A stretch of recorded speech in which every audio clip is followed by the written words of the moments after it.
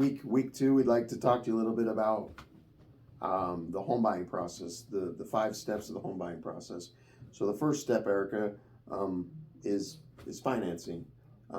Any thoughts or questions regarding financing that we want to touch on real quick? No, just really that it like really helps them know when they get to the next step, which is like the home search, what their price range is, you know. So it's not like we're looking at houses that are way out of their, you know, that they fall in love with, way out of their budget. So that's the most important part. We included too a list of preferred lenders if they want to look at that and even get started that way. Okay. They can call any of them on the list are great. Right. So that's just the first step there. Second step would be the home search. This is where you kind of get more in depth of things, but any quick ahas or thoughts on the home search that you want to kind of touch on? Kind of going to go more in depth on those, you know, weeks 4 through 6, but the home search is basically when we go through your wants versus needs.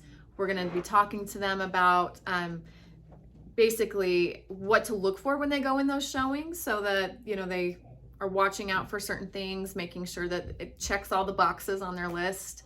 And that's kind of more the exciting part, actually, is when you actually get out and look at houses, right? Everybody gets to touch and feel and see what they potentially could buy. The step 3 is kind of the under contract step. So obviously they would write the offer, prepare the offer. Any thoughts or ahas there as well that you want to touch on? That is you know, that's the part where all the nerves come in. You know, people write their offer and can't sleep that night because they're waiting for the response back, because usually it takes about, you know, 24 hours to hear back. But that's when things get real, right? And we'll be kind of talking more about that in week 7 and 8 and kind of diving into that. But that is, yeah, step 3 is going under contract. Yeah, step 4 would be due diligence phase. You know, we've got the home accepted, we've got the offer accepted, everybody's excited. Now we get to you know, pull the curtains back and kind of see what the house has. Any ideas or thoughts you want to kind of share with people real quickly on the due diligence phase? Yeah, so people ask sometimes like if they even need to get an inspection. Of course, we always recommend that they get one, and inspector kind of goes through, and you can have anything inspected or surveyed or, you know, looked into, septics, all sorts of things to kind of make sure that you are buying a sound investment, so that you don't, you know, move in and wish that you wouldn't have bought it. You know, we don't want anyone to have, you know, regrets or second thoughts after they've closed on a house, right? Right. So the last step that we kind of condense all these steps into one, to these 5 steps. The last step is just the closing table, the closing time.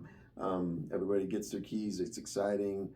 Thoughts and ideas or points you want to make there? Basically, it takes that whole process could take 30 days. So we know we're doing a 90 days to home ownership, but you know, you can move quicker. It's 30 to 45 days. By the time you make an offer on a house to the time you get the keys, it's generally about 30 days. And then on the closing day, you sign in the morning and hope that it all funds and records by at least by the end of the day, and you get your keys and get to celebrate. Yeah, then we could all celebrate and do the happy dance. Yeah. So. And you get to move in. So so that's essentially the 5 steps to the homeownership. Thanks for checking in with us today, and thanks for watching the video. We look forward to taking you through the next 11 weeks. Yep. See you next week.